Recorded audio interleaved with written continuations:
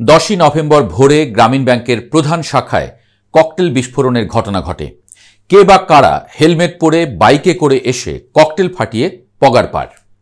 ঠিক সেদিনই বিকেলে বঙ্গবীর কাদের সিদ্দিকী এক জনসভায় বললেন, আপনার গ্রামীণ ব্যাংক না, শুধু গ্রামীণ নামে যা বানিয়েছেন সব কিছুর বিপদ আছে। আপনার কান্না শেষ হবে না। আপনি বাংলার মানুষকে চেনেন না। এনজিও চালানো আর দেশ চালানো এক কথা নয়।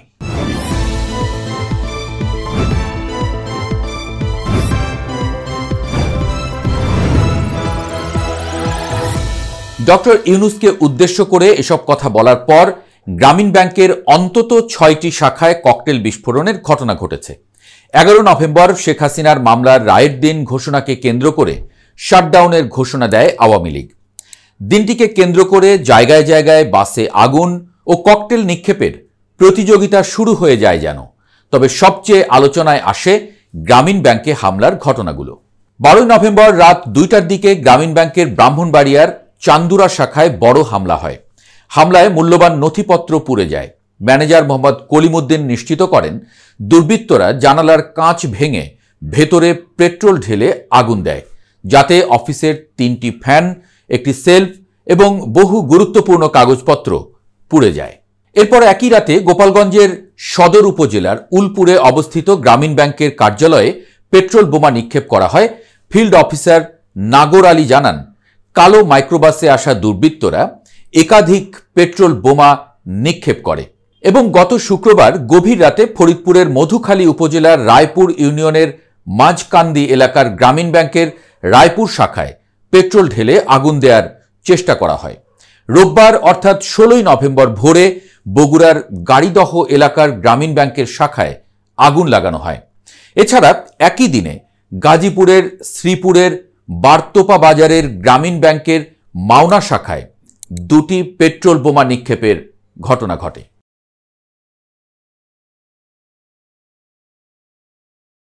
তো হঠাৎ কেন এমন আক্রমণ নোবেল বিজয়ী এই গ্রামীণ ব্যাংকের কার্যালয়গুলোতে?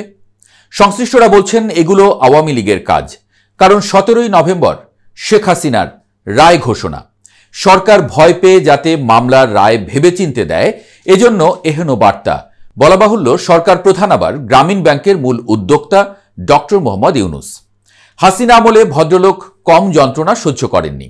দিনের পর দিন আদালতে গিয়েছেন অনিয়মের মামলায়। লিফট পর্যন্ত ব্যবহার করতে দেয়া হয়নি বৃদ্ধ এই লোকটিকে। পদ্মা নদীতে চুবানির হুমকিও পেয়েছেন। যা হোক, 5 আগস্ট পালিয়ে যায় আওয়ামী লীগ। দেশে আওয়ামী লীগের সকল স্মৃতিচিহ্ন ধুলায় মিশিয়ে দেয়া হলো। 2024 সালের আগস্ট মাসে দেশের হাল ধরলেন ডক্টর মোহাম্মদ ইউনূস। এরপর ভাঙা হলো ধানমন্ডির 32 নম্বরের বাড়ি এবং তারপর আবারও ভাঙা হলো। খুলে নেওয়া হলো ইট, বাড়ির বুকের উপর উঠল বুলডোজার। তখনই আলাপ উঠছিল, আওয়ামী লীগ যদি ক্ষমতায় আসে তখন আবার কি বেজে উঠবে না প্রতিশোধের সুর? এই আলাপের মধ্যেই গ্রামীণ ব্যাংকের কার্যালয়ে হামলার ঘটনা ঘটছে। শেখ হাসিনার রায় ঘিরে এরই মধ্যে অশান্ত হয়ে পড়েছে বাংলাদেশ। উপদেষ্টাদের বাড়ির সামনে ককটেল ফুটছে খইয়ের মতো। রবিবার রাতে উপদেষ্টা সৈয়দা রিজওয়ানা হাসানের বাসার সামনে জোড়া ককটেল বিস্ফোরণের ঘটনা ঘটে। এনসিপির প্রধান কার্যালয়ের সামনে প্রকট আওয়াজে ফেটেছে ককটেল। পুরো ঢাকা যেন এক রণক্ষেত্রে পরিণত হতে চলেছে। রায়ের দিন ঘিরে শাটডাউনের ঘোষণা দিয়েছে আওয়ামী লীগ। এরই মধ্যে অশান্ত সারা দেশ। এর মধ্যে সবচেয়ে ঝুঁকিপূর্ণ অবস্থায় থাকবে নিশ্চিতভাবেই গ্রামীণ ব্যাংক। সরকার যদি সঠিক নিরাপত্তা দিতে ব্যর্থ হয় তাহলে হুমকির মুখে পড়বে এই ব্যাংকের উপর নির্ভরশীল প্রায় কয়েক লাখ মানুষ। এদিকে বাসে আগুন বা ককটেল নিক্ষেপের ঘটনা চলছেই। রাত হলেও এই ঘটনা বাড়ছে। সামনের বাংলাদেশ আসলে কোথায় গিয়ে দাঁড়াবে কেউ বলতে পারছে না নিশ্চিতভাবে। এর মধ্যেই ব্যাংকিং খাতে এমন হুমকি দেশের জন্য অশনি সংকেতই।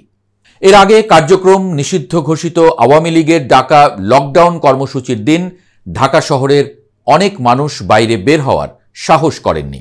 রাস্তাও ছিল সেই করোনার লকডাউনের মতো ফাঁকা, এমনই বলেছেন কেউ কেউ। আবার অনেকে বলেছেন মানুষ আসলে ভয় পেয়েছে বের হতে, কারণ তারা আগুনের রাজনীতির শিকার হতে চায় না। এই আলাপ দেখতে দেখতেই হয়তো কোথাও হামলার খবর শোনা যাবে।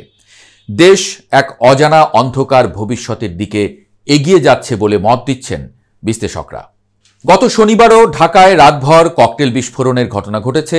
রাজধানীর আগারগাঁওয়ের এডিবি ভবনের কাছে এবং রাজধানীর বিমানবন্দর রেল স্টেশনে ককটেল বিস্ফোরণ ঘটিয়েছে দুর্বৃত্তরা।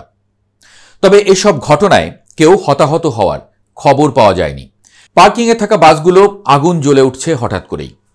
রায় আওয়ামী লীগের বিপক্ষে যাওয়ায় এমন ঘটনা কয়েক গুণ বাড়বে সেটা সহজেই অনুমান করা যায়। রবিবার রাতেও একই ঘটনার পুনরাবৃত্তি। সোমবারের রায় ঘিরে কি ঘটছে সেটা তো দেখতেই পাচ্ছেন। গ্রামীণ ব্যাংক নিয়ে কিছু না বললেই নয়। 1983 সালে আইন করে প্রতিষ্ঠিত প্রতিষ্ঠানটি মাইক্রো ক্রেডিট মডেলকে বিশ্বায়িত করেছে। প্রায় 97% গ্রাহক নারী। এই একটি পরিসংখ্যানই বলে দেয় গ্রামীণ ব্যাংক কিভাবে নারী উদ্যোক্তা, দরিদ্র পরিবার এবং আর্থিকভাবে বঞ্চিত জনগোষ্ঠীর জীবন বদলে দিয়েছে। ইন্টারনেট বলছে 2025 সালে গ্রামীণ ব্যাংকের মোট সদস্য সংখ্যা প্রায় 90 লাখের কাছাকাছি। মাঠ পর্যায়ে কাজ করেন প্রায় 18 থেকে 20 হাজার কর্মকর্তা এবং কর্মচারী। শাখার সংখ্যা প্রায় 2600। মূলধন প্রায় 3000 কোটি টাকার মতো। এটি বাংলাদেশের মাইক্রোফাইন্যান্স খাতে সবচেয়ে বড় একক প্রতিষ্ঠান। এই বিশাল কাঠামো ভেঙে পড়লে তা কেবল একটি ব্যাংকের ক্ষতি হবে না, এটি দেশের 40 বছরের সামাজিক উন্নয়ন ধারাকে ছিন্ন করতে পারে। গ্রামীণ ব্যাংক প্রতিদিন প্রায় কোটি টাকার উপরে লেনদেন করে থাকে মাঠ পর্যায়ে। হাজার হাজার নারী উদ্যোক্তার হাতে যে ক্ষুদ্র ব্যবসা আজ টিকে আছে তার প্রায় প্রতিটির পেছনে আছে গ্রামীণ ব্যাংকের ক্ষুদ্র ঋণ, যেখানে একটি বড় ঝুঁকি হচ্ছে কর্মসংস্থান। যে হারে শাখায় হামলা হচ্ছে, যদি শাখা বন্ধ হতে শুরু করে তবে প্রায় 20,000-এর বেশি কর্মচারী সরাসরি বেকার হয়ে পড়বে। মাঠের লাখো নারী উদ্যোক্তা ঋণ, সঞ্চয় এবং আর্থিক নিরাপত্তা হারাবে। স্থানীয় বাজার ব্যবস্থা, ক্ষুদ্র ব্যবসা, কলকারখানা সবখানেই ধস নামবে। বিশেষজ্ঞরা বলছেন এই সংকট শুধুই গ্রামীণ ব্যাংকের নয়, বাংলাদেশের পুরো মাইক্রোফাইন্যান্স খাত এখন রাজনৈতিক সহিংসতার বলির পাঁঠা হতে পারে। এর ফলে দেশের অর্থনীতির চাকা ঘুরে থমকে যাবে। ক্ষুদ্র ব্যবসা দাঁড়িয়ে থাকে প্রতিদিনের নগদ প্রবাহের উপরে।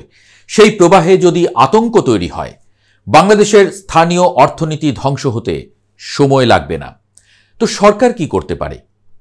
এত বড় একটি আর্থিক উপাদানকে টার্গেট করে হামলা হলে সরকারের দায়িত্ব বহুগুণ বেড়ে যায়। শুধু শাখার নিরাপত্তা নয়, নিরাপত্তা দিতে হবে গ্রাহক, কর্মী, নথিপত্র, ডিজিটাল রেকর্ড এবং পুরো মাইক্রোফাইন্যান্স নেটওয়ার্ককে। তবে ঘোলা পানিতে মাছ শিকার করার অভ্যাস এই জনপদে হরহামেশাই ঘটে। প্রতিপক্ষকে ঘায়েল করতে নিজের ঘরেও আগুন দিতে দেখা যায় অনেককে। তাই সাবধান হতে হবে আমাদের সবাইকে, যাতে আমাদের বোকা বানিয়ে স্বার্থ হাসিল না করতে পারে বাংলাদেশের শত্রুরা।